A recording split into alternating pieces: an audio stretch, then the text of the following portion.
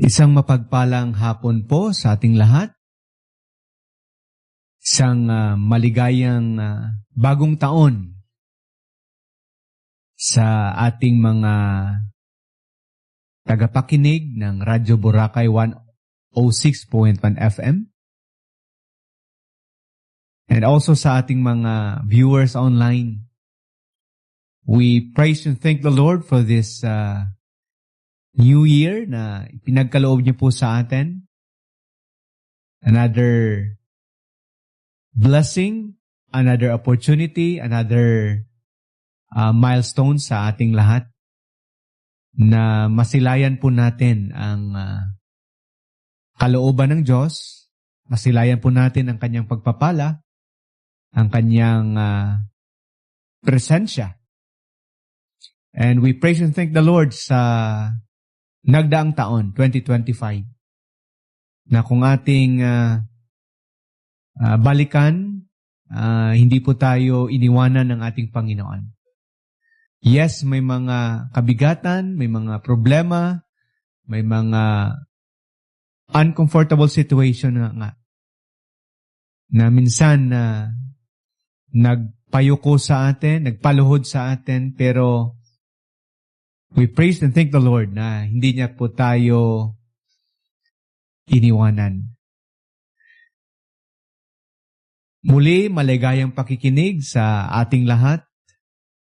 Ito po ang inyong lingkod, Pastor Gideon Nanet ng Boracay Grace Christian Fellowship, na patuloy na nagdadala ng mensahe patungkol sa pagmamahal ng ating Panginoon na nag-resulta ng kanyang kaligtasan, na kanyang ibinigay ang kanyang bugtong na anak, nang sinumang sumampalataya sa kanya, hindi mapahama kundi magkaroon ng buhay na walang hanggan. Maybe some of us, nasa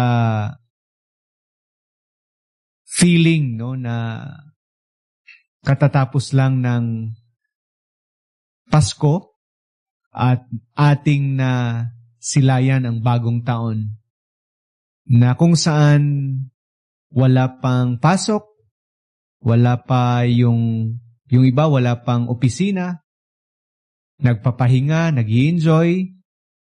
Yes, sa hapong ito, saan man kayo, ano man yung mga ginagawa nyo dyan.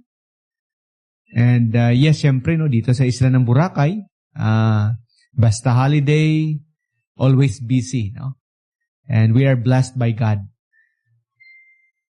So kung ano man yung mga ginagawa nyo dyan, saan man kayo naroon, ang ating prayer palagi na pagpalain tayo ng Diyos at maranasan po natin ang kanyang kagandahang loob. At naway mararamdaman po natin. Ayun yung prayer po natin. Mararamdaman at mararanasan po natin ang kanyang presensya. Dahil ang mensahe po ng Panginoon, Emmanuel, God is with us. Na ang kanyang presensya ang mangungusap, ang mangunguna sa bawat buhay. At hindi lang po sa ating mga buhay, kundi sa bawat pamilya. So today is January 2, 2026. Yes, nasa isla po tayo at ang lahat po na nasa isla, binabati po natin ng maligayang bagong taon. And also sa ating mga kabarangay dyan sa Barangay Yapak at sa iba pang mga barangay sa bayan ng ating Malay. Magandang hapon po sa inyo. And also sa ating mga kababayan na nakatira po sa mga bayan na malapit po dito sa Malay. At sa mga lugar na kung saan maabot po ng ating radio station. Muli, magandang hapon at maligayang bagong taon Yes. Basta New Year, mayroong motivation po tayo na magsimula muli. Magpalakas muli at maging ready muli sa taong ito.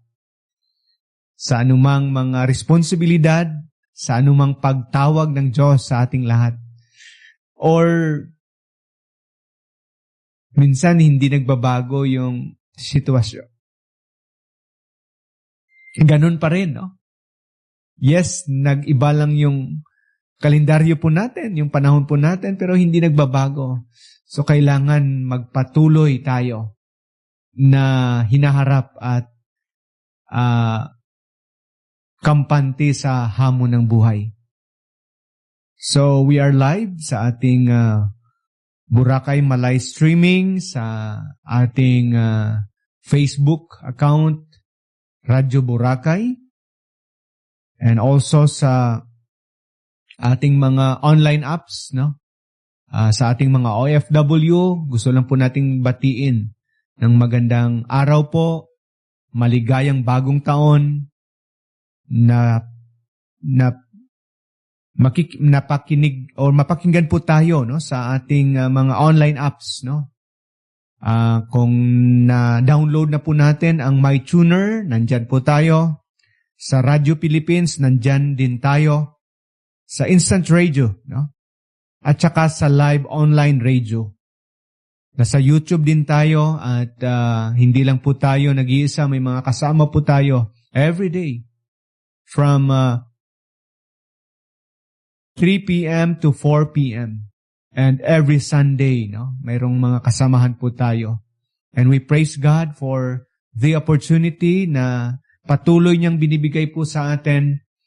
And we are praying na ang ating ginagawa po dito ay maging encouragement, maging blessing sa ating lahat. Hindi man natin masagot ang mga katanungan, no? Hindi man lahat nasasagot, pero kahit papano makikita po natin ang kalooban ng Diyos sa bawat isa sa atin. Yes, we are blessed by God na buhay pa rin tayo hanggang ngayon. Ibig sabihin, hindi pa tapos ang Panginoon. May gusto pa siyang ipakita, ituro, ipadala, ibigay sa ating lahat. At gusto niya rin mabigyan po tayo ng panibagong pagkakataon na kung ating titingnan sa kanyang mga salita, na kung hindi mo pa siya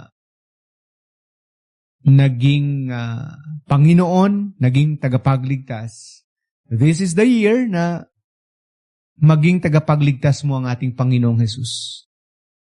And kung naging tagapagligtas mo na ang Panginoon, you are saved by grace through faith, you are a follower of Jesus, another year na mapaglingkuran, ma-testify natin ang ating Panginoon. So today, ang ating pag-uusapan ay patungkol sa New Year reflections. Na kung titingnan po natin ang ating buhay noong 2025, ating i-review, no? Ang mga pangyayari na nagdulot ng kasayahan at pait sa ating buhay. Ano yung mga natutunan po natin noon na tumulong sa atin? And also, ano yung mga bagay na hindi po natin natutunan na kailangan po nating matutunan muli sa taong ito? Also, ano yung the word reflection itself is magbibigay po ito ng assessment kung kamusta tayo ngayon. Yes, nag-enjoy po tayo sa mga blessing, sa ating family, sa mga happenings, no? Sa mga magandang pangyayari sa bagong taon. But mayroong assessment kung kamusta po tayo physically. Sabi ng iba, it's time na magpunta ng laboratory dahil buong December, puro kain. And yung iba naman na let's evaluate our relationship, no? Kung ano yung mga kakulangan po natin sa ating mahal sa buhay, sa ating mga kakilala, kaibigan na kailangan maayos. Mayroong assessment, no, na nangyayari. And also, ano yung mga bagay na dapat natin gawin? Mga practical steps, no? So it's a sort of a reflection, no, sa buhay natin this new year. And maybe as our reflection sa taong ito, sa bagong taon na ito, is ang magkaroon po tayo ng preparation. Ano naman yung gagawin po natin sa buwang ito? Sa paparating na mga schedules, no? Sa mga bagay na ina-anticipate po natin sa taong ito. Maybe may mga goals po tayo, may mga commitments po tayo. Yung ibang tawag dito is resolution. Ano yung mga bagay na kailangan natin gawin na makakatulong po sa atin as a person, as an individual. Or kung titingnan po natin sa biblical perspective, the word reflection means thinking on God. Kung ano yung ginawa niya sa atin, ano yung pinakita niya sa atin last year. Na ating masamba, mapasalamatan, mabigyan ng puri ang Panginoon. And also, it's a time to surrender our lives sa Panginoon. And asking His guiding presence, living on His will, no, as we face this new year. So, tingnan po natin ang sinabi ni Pablo sa Philippians chapter 3. Kung ating babasahin ang sinabi niya, ito po ay sinulat ni Pablo at naging testimony niya sa kanyang buhay. Nung time na kilala niya ang Panginoong Hesus. Nung time na ginamit siya ng Panginoon para maglingkod sa Kanya sa pamagitan ng pag-preach ng gospel, pag-teach ng gospel, and at the same time sa tulong niya sa mga taong kumikilala sa Diyos na lumago. And every moment sa kanyang buhay, nabibigyan siya ng pagkakataon. And ito po yung sinabi niya. Sabi niya, brothers, I do not consider that I have made it my own. But one thing I do, forgetting what lies behind and straining forward to what lies ahead. I press on toward the goal for the prize of the upward call of God in Christ Jesus. Let us pray. Father in heaven, Lord, we thank you for this wonderful time na ibinigay niyo po sa amin online. We thank you for your word na naging basihan naman namin at maging gabay naman po namin sa taong ito. We thank you sa aming mga viewers and listeners. We thank you, Lord, for this radio station, sa mga taong ginagamit nyo. Maging sa pagkakataon muli, Panginoon, ang aming dalangin na ikaw po ang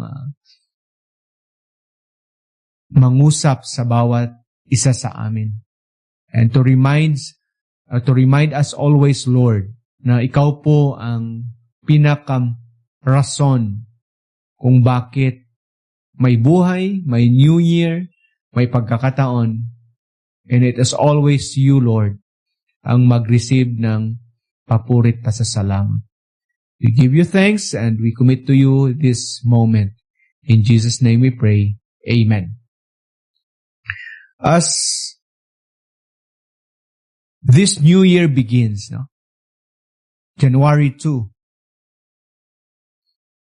ang salita ng Diyos ay patuloy na nagre-remind sa atin na basta may bagong taon, it means tumatanda na po tayo. No? Dumadagdag po yung ating edad. Hindi siya bago, no? On the other side, parang lumuluma na tayo. No? Kasi papalapit na po yung ending po natin. Papalapit na po yung kamatayan in short. Hindi natin alam, no? Na kung hanggang saan lang po tayo. And this is the reflection na ating pong makita. Every time na mayroong celebration, mapa-birthday man, mapa-New Year man. At hindi humihinto po ang orasan po natin. Hindi po humihinto po ang kalendaryo po natin. Or, another reflection is, yung pangako ng Diyos, yung sinabi niya na propesiya na babalik siya. Hindi natin alam kung this year babalik po ang Panginoon.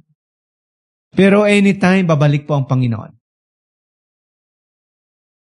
And when the time, no, na kung dumating man ang kamatayan sa atin or kung dumating man ang Panginoon, sabi ng Biblia, haharapin po natin ang Diyos.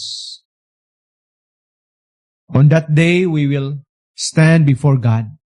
Lahat po tayo. At huhusgahan po ng Diyos. Sabi nga ni Paul, for we must all appear, sa 2 Corinthians chapter 5, for we must all appear before the judgment seat of Christ. Ni-refer po ito sa mga followers niya. Magkakaroon ng judgment seat. That each one may receive the things done in the body according to what he has done, whether good or bad.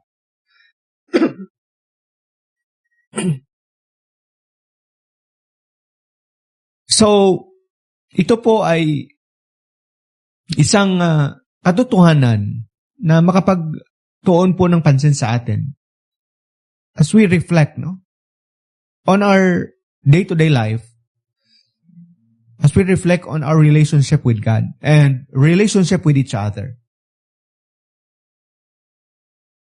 Ang specific po dito na mention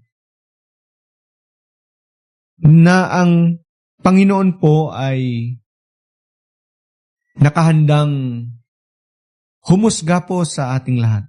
Both sa mga believers, sabi niya sa mga believers, sa mga faithful followers. Come you, blessed of my Father, inherit the kingdom, prepared for you from the foundation of the world. And to the other side is, sabi niya, sumpain po kayo. Sabi niya, depart from me, ye cursed, into an everlasting fire prepared for the devil and his angels. So, babalansehin po natin. Yes, new opportunities, new blessings, new experiences. Mga wishes po natin na may good health. No? Wishes po natin mayroong mga material blessings, success in life. But on the other side, makita din natin sa salita ng Diyos na pwedeng haharapin na po natin ang Panginoon. At magkakaroon na ng judgment.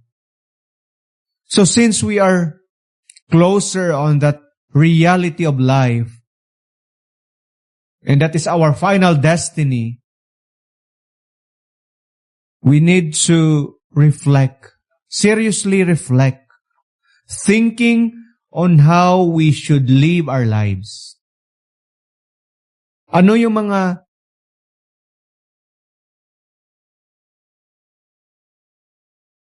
negatives, ano yung mga failures, ano yung mga shortcomings natin in the past na kailangan nating ayusin at itama sa taong ito. Hindi natin pwedeng pabayaan lang yon. Na magpatuloy siya, it is because this is the reality of life. Papalapit na po tayo sa katapusan ng ating buhay. Papalapit na po tayo sa pagbalik ng ating Panginoon, and we need to be ready. So the first question this afternoon, as we reflect on what Paul says, Apostle Paul, sabi niya, let us reflect on God. So, how's your relationship with God? In the past, mayroon ba? Kung mayroon, nag-improve ba? As a follower of Christ, we need to settle on our relationship with Him. Kailan po natin siya tinanggap? Kailan po tayo sumampalataya? Kailan po tayo na born again? And on that truth, reality, on that experience, until now, this new year, kamusta po? Nag-improve ba? Or kailangan po nating i-cultivate, or kailangan po nating seryosohin?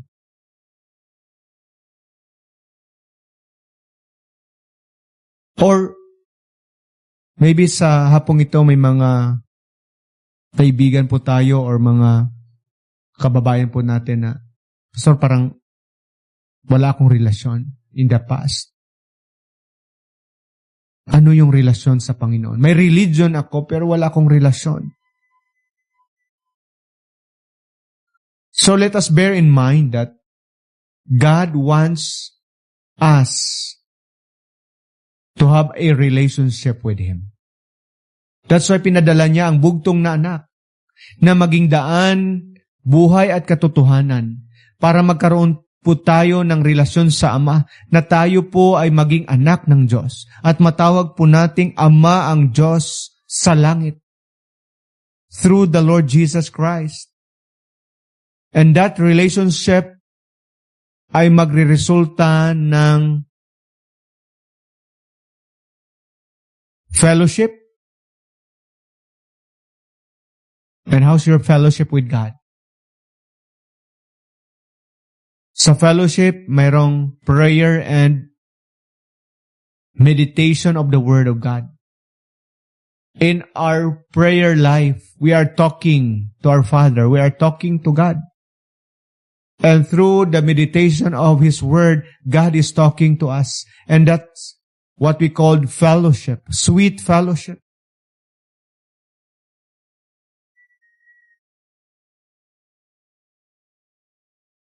Isa sa mga napakalagang content or ingredient sa ating relasyon is yung communication.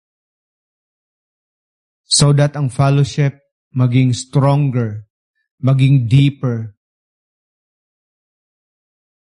mag-grow, and maging fruitful. So in the past, as we reflect on our relationship with God, kamusta po? Meron na ba?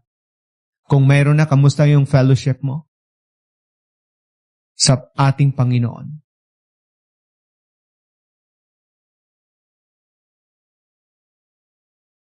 And we need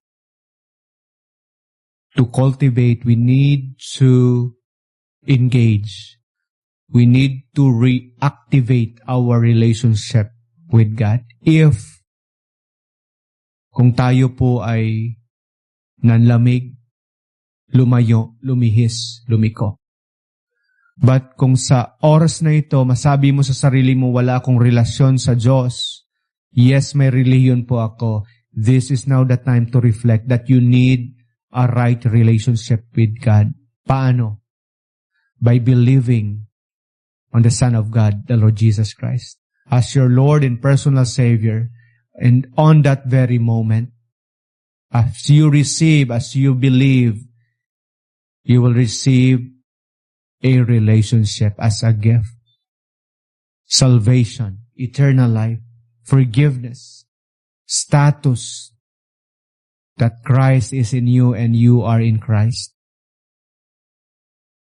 So that's the first question. The second is, How's your relationship with others? Kamusta po ang relasyon mo sa iba? Una, sa pamilya mo. Pangalawa, sa mga relatives mo. Pangatlo, sa mga kapitbahay mo, katrabaho po natin, kaklase po natin, sa ating komunidad, sa ating kapaligiran.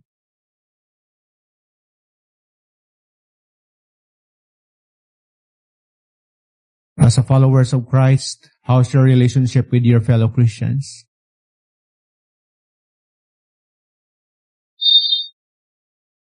Mayroong engagement ba? Mayroong expression of love? Mayroong outreach? Mayroong pagre-reach out? Or nakakulong po tayo sa ating sarili? Or nabalutan pa rin tayo ng sama ng loob? Nabalutan pa rin tayo ng jealousy, ng bitterness, ng unforgiveness. Nabalutan pa rin tayo ng mga selfishness na hindi yan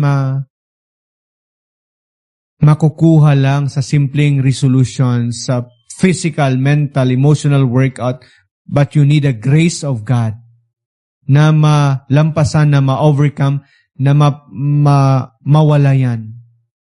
It is because it is only by God's mercy and grace na mailigtas po tayo sa ganung sitwasyon ng ating buhay.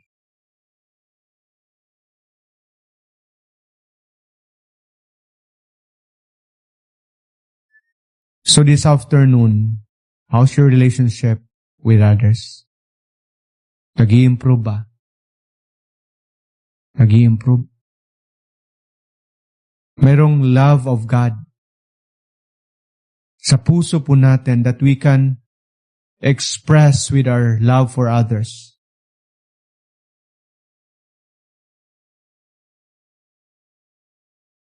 Ilan na yung mga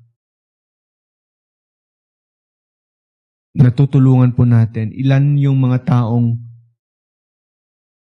naging circle, naging part ng ating buhay?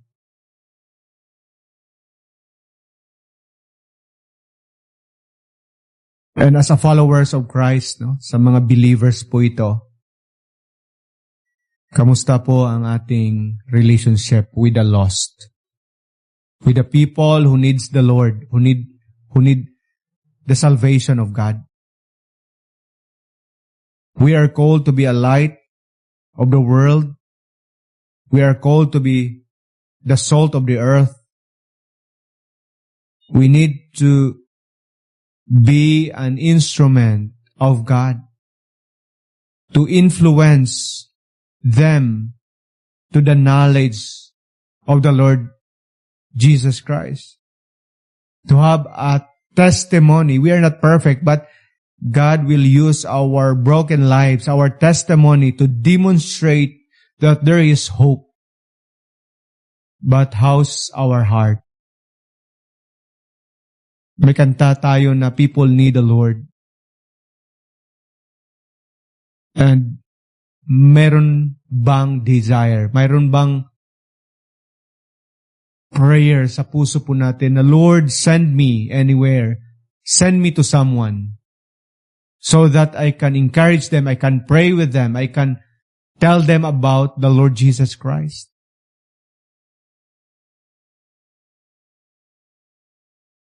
So are we progressing in our relationship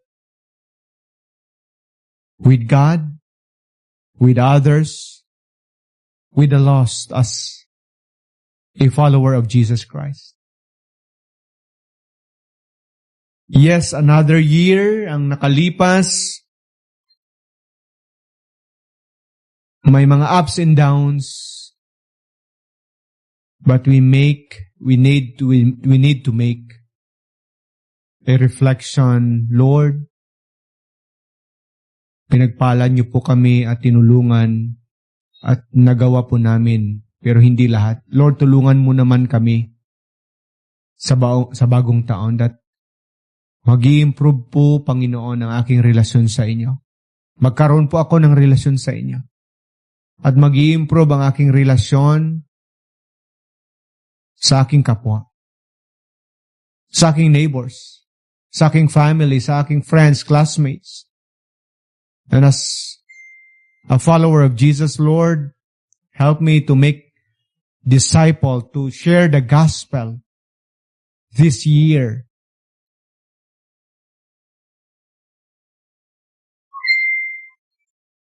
So it is our prayer and desire to continue na maging connected sa ating Panginoong Jesus. To draw near to the Lord. To enjoy God. To enjoy His Word.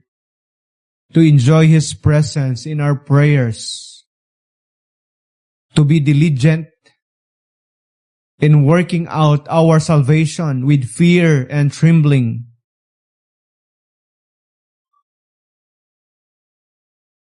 And to promote God in our lives. In our personal, in our private, in our public lives.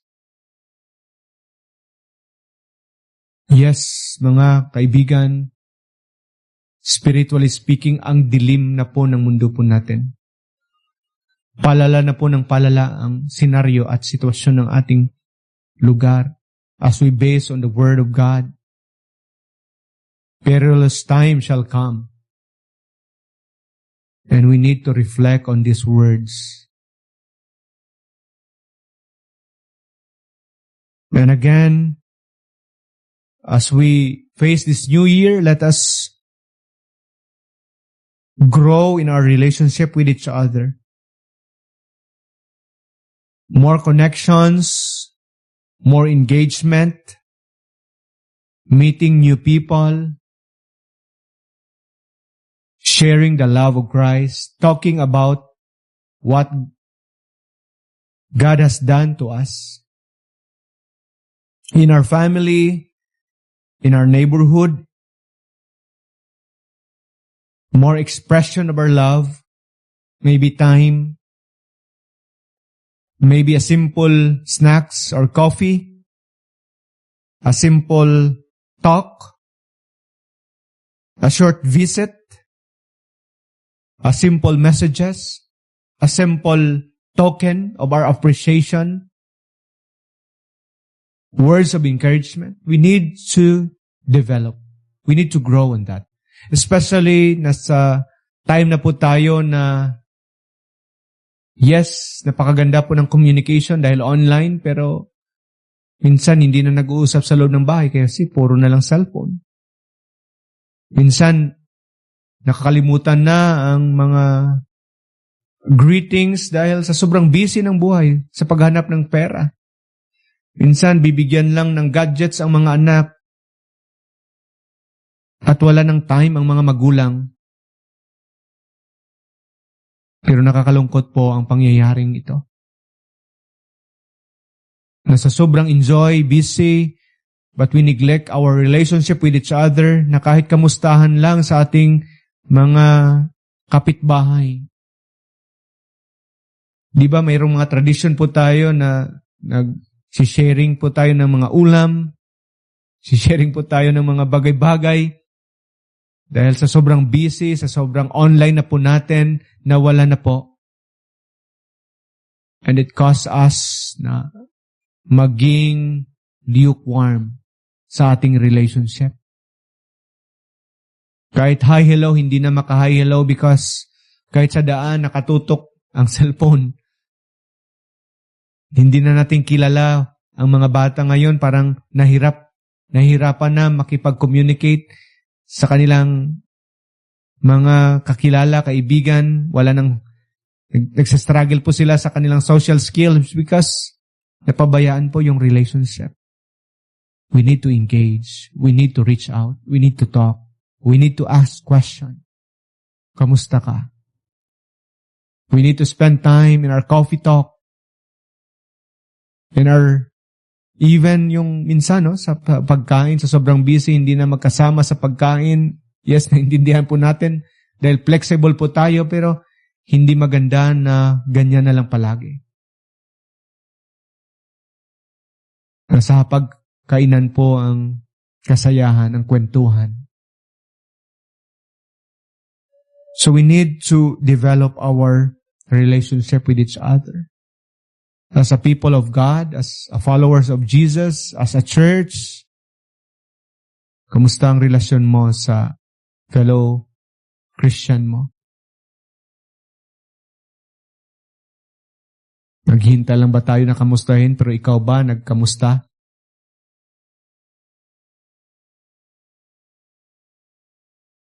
Or minsan hindi ka na makapunta ng church dahil sa sobrang busy mo na. Bakit hindi mo sila bigyan ng panahon? Bisitahin, kausapin. We need to grow, we need to progress on our relationship with God and relationship with each other.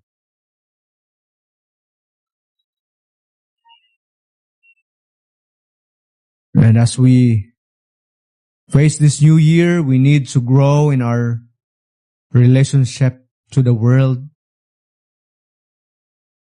Just to share the gospel, to bring the good news, to connect, to reach out.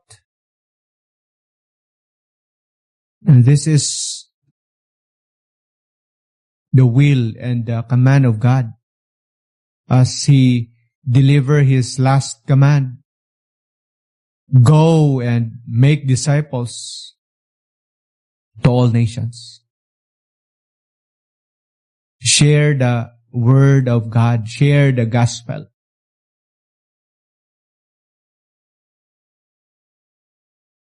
Let us talk to someone.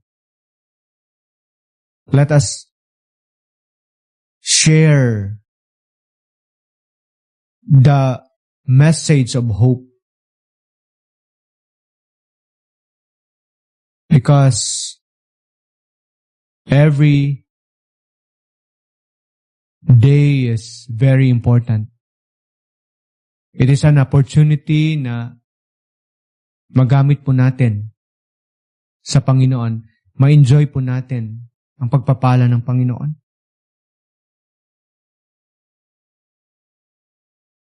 So let us make a reflection today.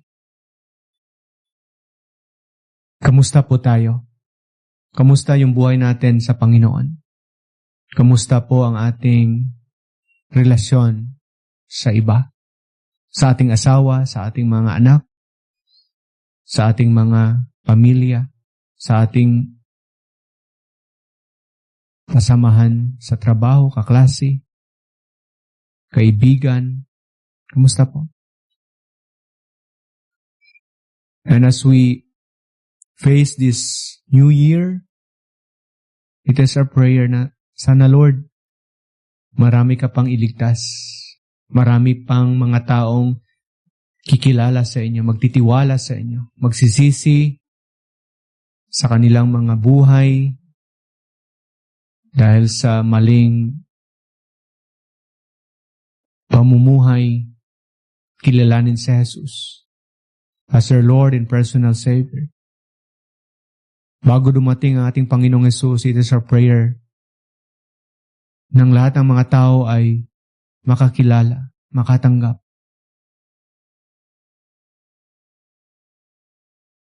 And if you are not a child of God, this is now the time to receive the gift of salvation. The gift of salvation. To become the son and daughter of God. To those who received the Lord Jesus Christ, to them who believe in His name, He gave the right to become the children of God. John 1:12. Because we believe that it is only the Lord Jesus Christ. He is the way, the truth, and the life. No one can come unto the Father except through Him. So this afternoon, as we end our message,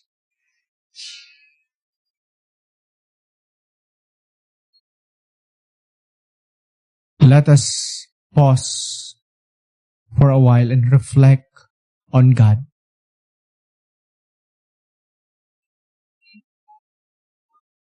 Yes, alam po natin na makakatulong po ang pag-pause and to reflect on God sa buhay po natin. Saan na tayo? Saan tayo nanggaling? Ano yung mga pagpapala ng Diyos? Ano yung mga pangako ng Panginoon? Saan niya tayo tinagpo? Ano yung mga ups and downs sa buhay? Paano niya tayo tinulungan? Ano yung mga kakayanan na ibinigay ng Diyos? Sino yung mga taong nakakasama po natin?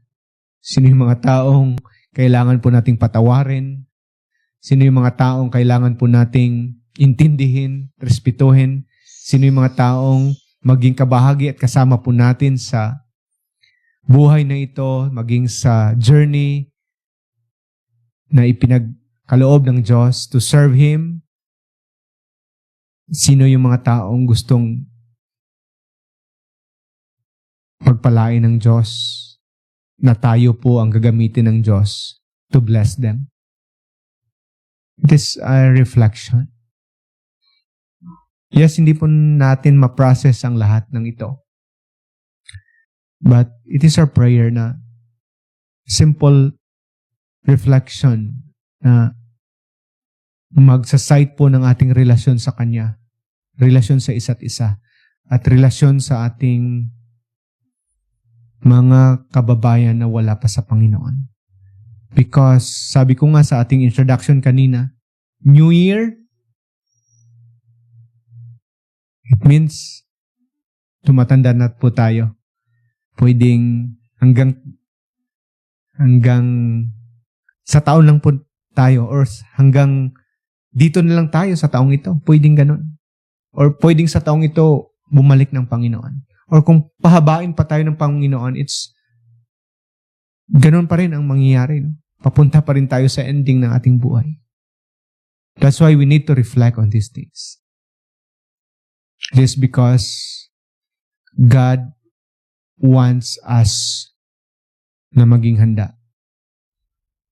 Gusto ng Diyos na pagpalain po tayo. Gabayan po tayo. Yes, hindi maging madali ang buhay. Proven na yan natin. In the past, hindi naging madali. Di ba? Kung balik-balikan lang po natin, Lord, paano ko nalampasan? Lord, paano ko yun na-overcome? Lord, paano po ako nakaabot dito? Hindi naging madali. On our own. Maybe yung iba hindi naniniwala na sa kanila, para sa kanila, by chance or by luck. But for us, it is always the grace of God. And this is our prayer. Na kung ikaw po ay nakikinig at nanonood,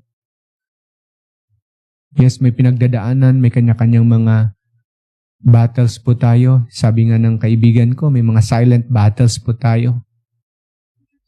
But take note, be of good cheer, be strong and be courageous because we have a God that sabi ng Hebrews 13 verse 8, unchangeable God, because the writer said, Jesus is the same, yesterday, today, and tomorrow, or lagyan po natin, and forever. He is the same. He is always the same. That's why we need to reflect. At kagandahan po ang ating reflection, hindi mapunta sa wala. Because as we reflect on these things, kasamang Panginoon, yung prayer, yung wish, yung desire, yung plan po natin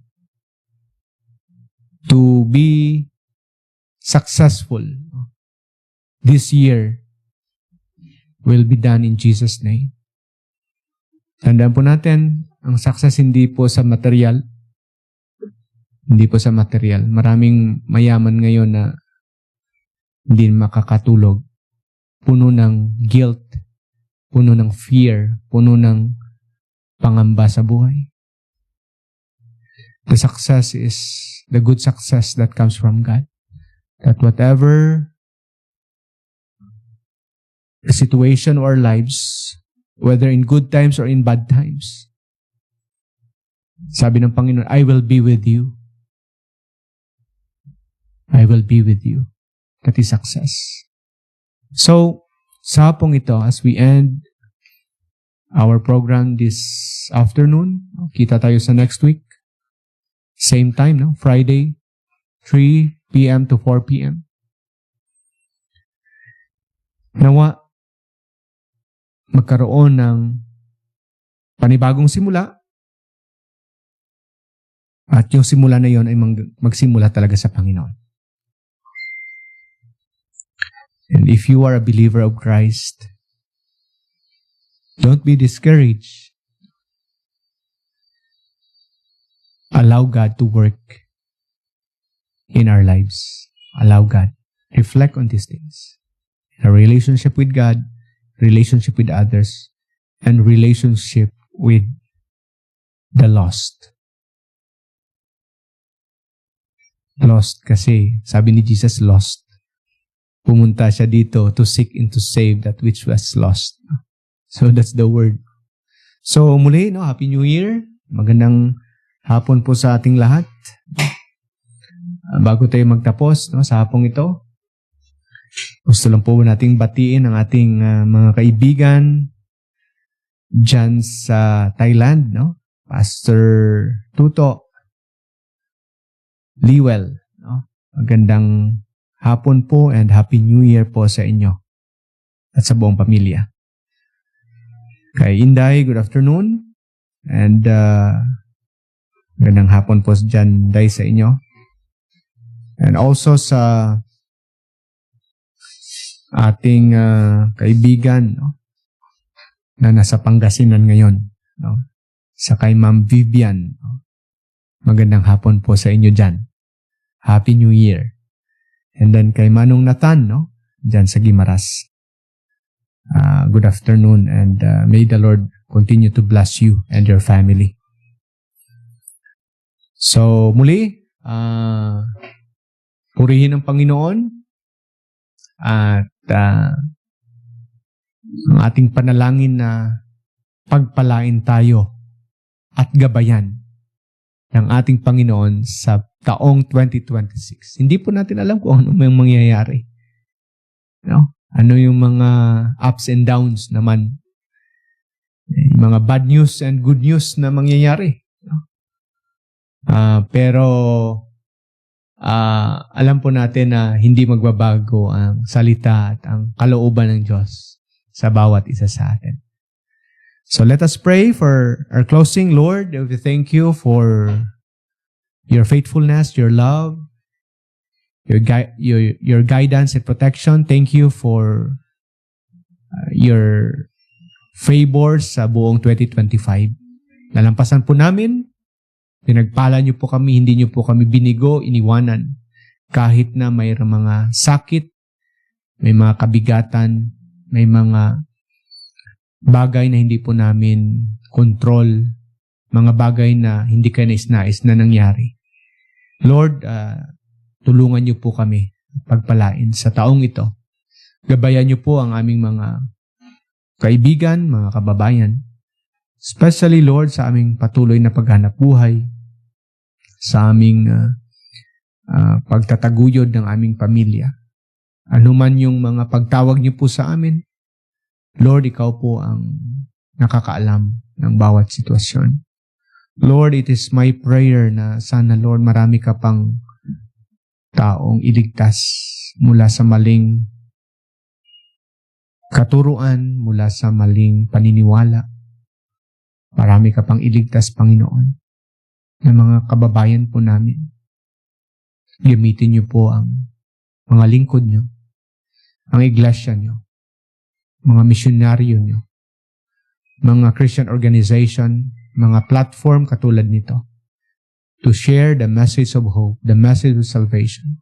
Knowing, Father, nang sabi nyo, hindi ka pa bumabalik dahil marami ka pang gustong akayin, gustong iligtas.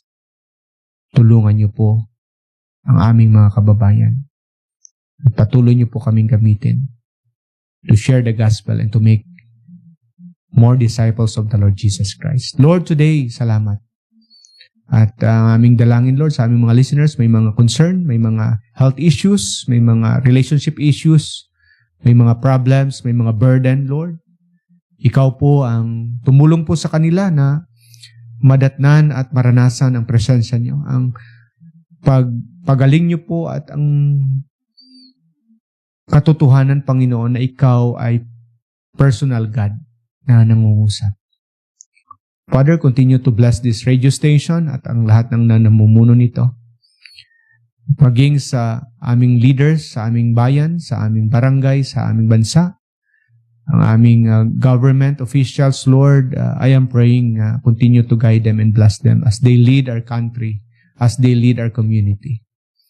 At muli, Father, pagpalain niyo po ang bawat isa sa amin sa hapong ito. We pray all these things in Jesus' name. Amen.